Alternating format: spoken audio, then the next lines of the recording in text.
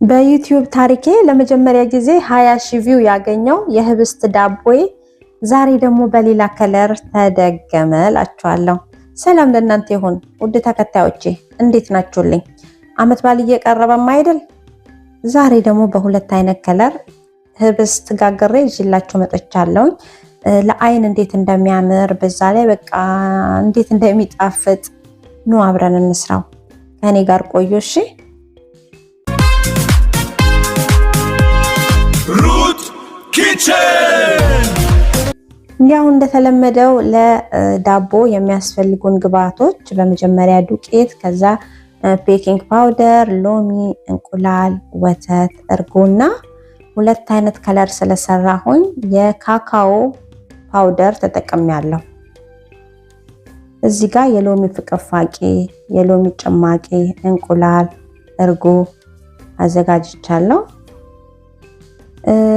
በሁለት ቦታ ስላቦካሁት ነጩንና ጥቁሩን እርሾም በሁለት ዕቃን ያዘጋጀሁት። አንድ ማንኪያ እርሾ፣ አንድ ማንኪያ ስኳር አድርጌ ለብ ባለ ውሃ 10 ደቂቃ አስቀምጫለሁ። 10 ደቂቃ አንድ ላይ ማለት ነው። እንዲቦካለን እርሾአችን ጥሩ እንደሆነና እንዳልሆነ እንደዚህ መሞከር እንችላለን። ቀጥታ ዱቄት ውስጥ ጨምረን ከምናቦካው እንደዚህ ማረጋገጥ እንችላለን። ከቦካ አሪፍ እርሾ ነው ማለት ነው። አንዳንድ እርሾች አይቦኩም፣ እንደዚህ ዝም ብለው ይቀመጣሉ። ይሄ አሁን በጣም አሪፍ ነው። ከዛ ሁለት ሳህን ያዘጋጀሁት ሁለት ማንኪያ ስኳር አደረኩኝ። እንግዲህ መለካት አስለምዳችሁኛል፣ እየለካውን የሰራሁት። ይሄ ጨው ነው የሚጨምረው፣ አንድ ማንኪያ ሳይሆን ያልሞላ። አንድ እንቁላል ጨመርኩ። ይሄ ሎሚ ጭማቂ ነው፣ አንድ ሎሚ ነው የጨመርኩት ለሁለቱም። ይሄ ደግሞ ፍቅፋቂው ሎሚው ለእንቁላሉ ቃና እንዲቀይርልን ነው። እሺ የምንጠቀመው እንቁላል እንዳይል ዳቦ ሎሚውን ስንጨመር ያጠፋዋል የእንቁላሉን ቃና ማለት ነው። ከዛ እንግዲህ በደንብ እንቀላቅለዋለን።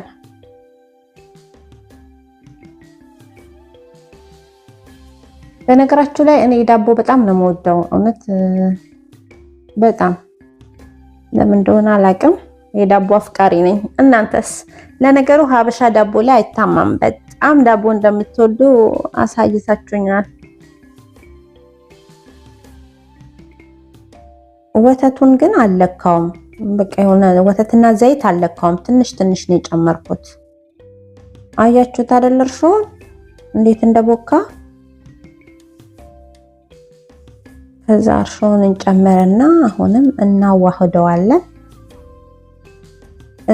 1 ኪሎ ነው የጋገርኩት። 1 ኪሎ ዱቄት ግማሽ ነው ያደረኩት። አንዱ ላይ ከግማሽ በለጥ አድርጌዋለሁ። ለምን መሰላችሁ? ይሄን ካካኦ ፓውደር ስለምጨምርበት። ይሄ ቤኪንግ ፓውደር ነው። 1 ማንኪያ ያልሞላ፣ አንድ ማንኪያ አድርጌያለሁ፣ ግን አልሞላም። ያው እንደምታዩት ቪዲዮ ላይ በግልጽ ይታያል። ይሄ እርጎ ነው። ዱቄቱን ነፍቼ ለክቼ ነው የጨመርኩት። እዚህኛው ላይ ካካኦ ስለምጨምር ትንሽ ዱቄቱን አነስ አድርጌው ነበረ። 3 ማንኪያ ካካኦ ፓውደር ተጠቅሜያለሁ። ከዛ በደንብ ነው ያቦካሁት። በደንብ ማለት ነው በቃ ሽታ አድርጌ ተንበርክኬ አቦካሁት። ላላ አድርጌ ነው። ባለፈው ዳቦዬን ያያችሁ ልጆች እንዴት እንደሚቦካ በደንብ አሳይቻለሁ። ላላ አዲስ ለሆናችሁ ደግሞ የመጀመሪያችሁ ከሆነ የቪዲዮ የውሃ ዳቦ ስንጋገር ሊጡን ላላ ማድረግ አለብን። አያችሁት? አሁን በደንብ ነው ላላ ማድረግ ያለብን፣ ድርቅ ማለት የለበትም፣ ልክ ኦቨን ውስጥ እንደሚገባው። ከዛ እንጠፈጥፈዋለን።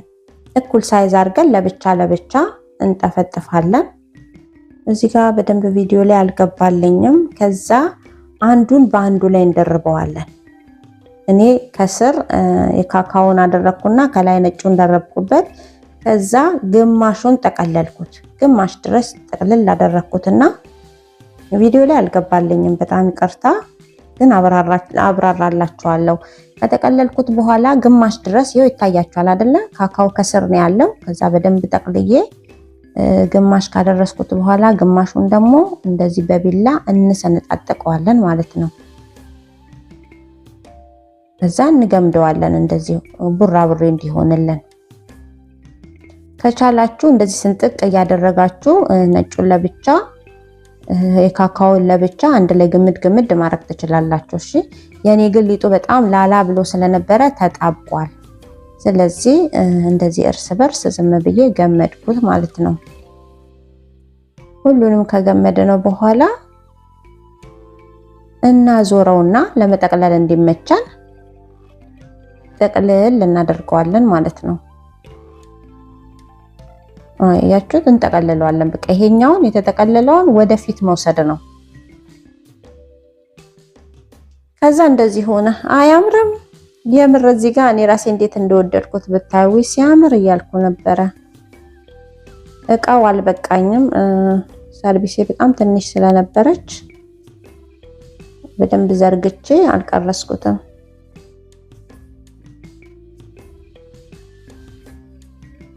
ከዛ የምንጋግርበትን ሰሃን በደንብ ዘይት ለቅልቅ ያለውኝ ከስር ሰሃን አደረኩኝና በክቡ ሰሃኑ ውስጥ አስቀመጥኩት። ቀስ ብዬ ከረዘመባችሁ ቁርጥ ማድረግ ትችላላችሁ።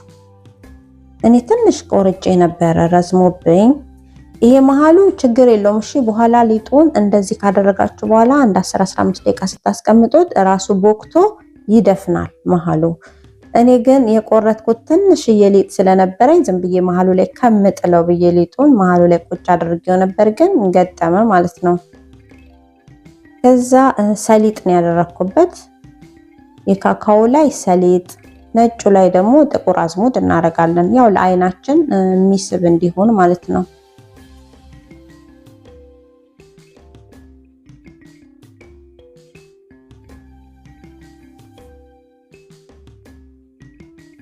እስኪ ቦካ መጠበቅ አለብን። እሺ ትንሽ ያው መሃሉን መድፈን ስላለበት ትንሽ ጠበቅኩት። አንድ 15 ደቂቃ አስቀምጨዋለሁ።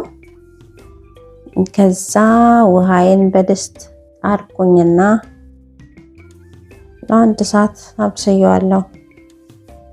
እና የባለፈውን ቪዲዮ በጣም ስለወደዱልኝ ማለት ነው አንዳንድ ልጆች ስሜን ሩት ዳቦ ብለሽ ቀየሪው እያሉኝ ነው። ከሩት ኪችን ወደ ሩት ዳቦ ምን ይመስላችኋል? እስቲ አስተያየት ስጡኝ።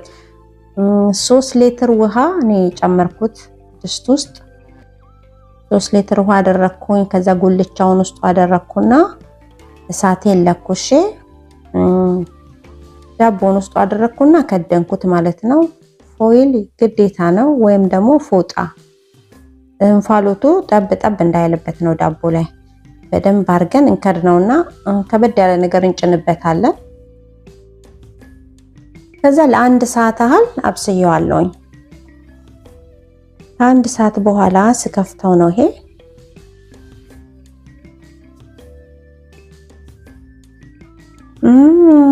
አያምርም? በቃ በጣም ነው የሚያምረው። አስቡት ለበዓል እንደዚህ ቡናው ፊት ለፊት ይሄ ዳቦ ቀርቦ ከፈንድሻ ጋር ምናምን አይኔ እየሳልኩት ነው። ያው የምትችሉ ልጆች እንደዛ ማድረግ በጣም ነው የሚያምረው። አሪፍ ሆኖ ነው የበሰለልኝ።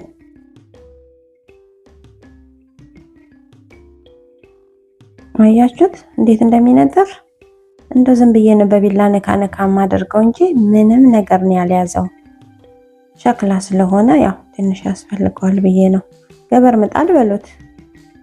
ምንም አልያዘም። ሲገለበጥ እንዴት እንደሚያምር እኔ ራሴ ቆም ብዬ ዋው ብዬ ያየሁት ነበር ከገለበጥኩት በኋላ ማለት ይሁን። እንደዚህ ከለሩ በጣም አሪፍ ሆኗል። አያችሁት? ግን ዳቦ እንደዚህ ነው የሚቆረሰው ወይስ ተገልብጦ ነው? እስቲ እሱን ንገሩኝ። ማለት ድሮ የማውቀው ታሪክ ነበር ዳቦ ተገልብጦ ነው የሚቆረሰው። አሁን ደግሞ እኔ እንደዚህ ነው ቆርሰው።